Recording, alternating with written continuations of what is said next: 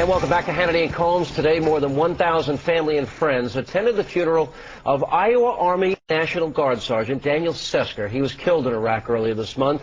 But as they filed into the funeral, they were confronted with protesters carrying signs with anti-gay slogans and words like, "Thank God for dead soldiers." Members of the Westboro Baptist Church have been protesting military funerals since last June, but today's display came just one day after Iowa Governor Tom Vilsack signed legislation that specifically bans disorderly conduct within 500 feet of a funeral or a memorial service. Joining us now from Westboro Baptist Church, Shirley Phelps Roper is with us. You feel good about this? You feel good about going to the funerals of men that put their lives on the line for their country, to give you the right to do this, and to put pain and to inject pain into their families' lives? This is something you feel good about? I feel good about warning this nation that the wrath of God is pouring out on their heads. So you want to warn the nation? Because they will not obey.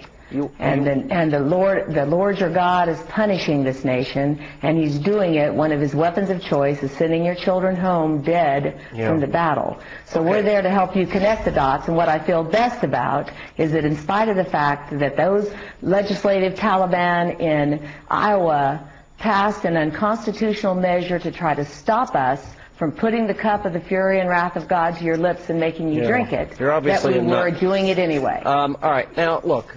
You want to make your political and religious point, and you want to do it. You want to inject pain and heartache.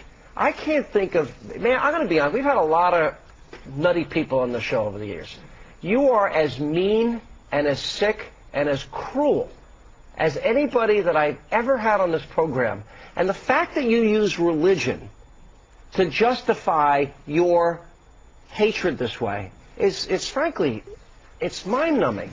Do you really believe when you hold up your signs, thank God for IEDs, that innocent people died, thank God for September 11th, thank God for AIDS? There are no innocent people. Thank God for 9/11. Thank God for dead soldiers. Thank God for IEDs. There are no innocent people. And you believe all of that? You think that all these mean things that you're saying can bring back a single one of those soldiers? Hang on a second. Or bring back a single 9/11 victim? I got a question for you. You thank God for 9/11. You thank God for AIDS. You thank God for dead soldiers that give you the right to be a fool?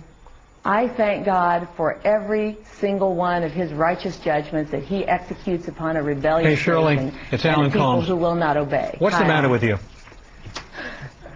What's the matter What is the matter with you? Why won't you just obey? The scripture says that Who should I obey? Who would you like me to obey? The Lord your God will bless you. If you do not obey the commandments of the Lord your God, then he'll curse you. Shirley, I want to be very clear here. Your church, hold on a second. Your church, you call it, Shirley?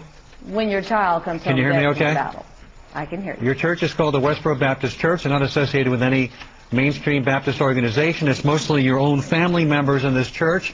You and your father, Fred Phelps, hate not just gays. You hate Catholics. You hate Jews. Your father referred to the Holocaust as minuscule, led a protest at the Holocaust Museum in D.C., said Jews are the real Nazis. You are an abomination. You ought to be ashamed of yourself. You're an embarrassment to this nation. Well, I'm glad the way you behave towards soldiers who risk their lives for this country, you ought to be ashamed of yourself.